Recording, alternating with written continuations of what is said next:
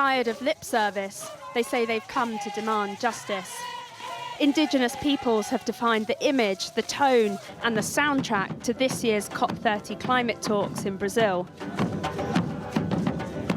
culminating in a mass protest on the streets of Belem, joined by groups from across Latin America and beyond, fighting big industry like soy that's encroaching on their territory.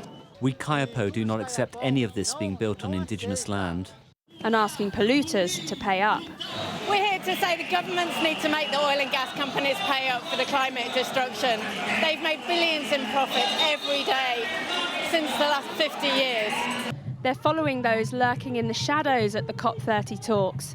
This year, more fossil fuel executives attending than any other country apart from Brazil. But if they're calling for a death knell for oil and gas, they might be waiting some time.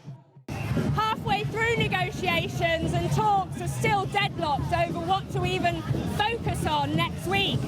Some countries backing a plan to wean the world off fossil fuels.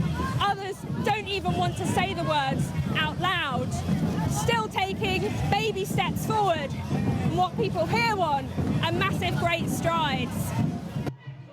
This year has seen protests back with a bang, following a 3-year hiatus when COP was hosted by countries where taking to the streets like this is all but banned.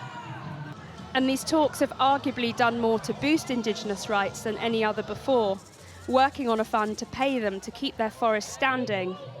But they know the world is watching and have thrust themselves into the spotlight. And for many, just being seen isn't enough. At least it makes visible to the world that we are facing conflicts on our lands.